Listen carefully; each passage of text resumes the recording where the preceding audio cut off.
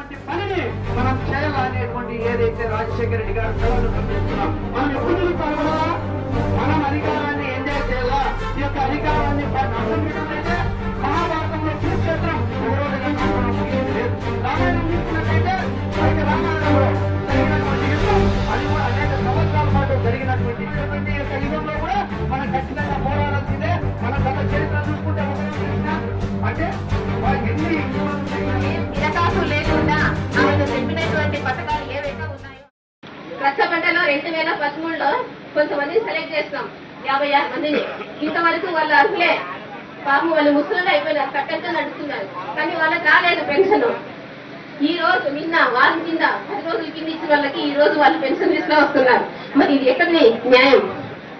మరి వాళ్ళేమో చెప్తారు, అర్హులందరూ ఒకటే, మాకు పార్టీతో సంబంధం లేదు, మాకందరూ అర్హత అయిన వాళ్ళు ఎవరైతే ఉన్నారో వాళ్ళందరూ లబ్ధిదారులే, కాబట్టి వాళ్ళందరికీ ఇచ్చి తీరాలనేటువంటి ఉద్దేశం మాకుంది. అది మాటల వరకే, చేతుల వరకైతే లేదు. కాబట్టి ఇటువంటి పాలన మనకొద్దు. మనకి వైఎస్ రాజశేఖర రెడ్డి గారు దివంగత నేత ప్రవేశపెట్టినటువంటి ఎన్నో పథకాలు ప్రతి కుటుంబంలో ప్రతి ఒక్క పథకం నుండి ఎవరో ఒకరు ఏదో విధంగా లబ్ధి పొందే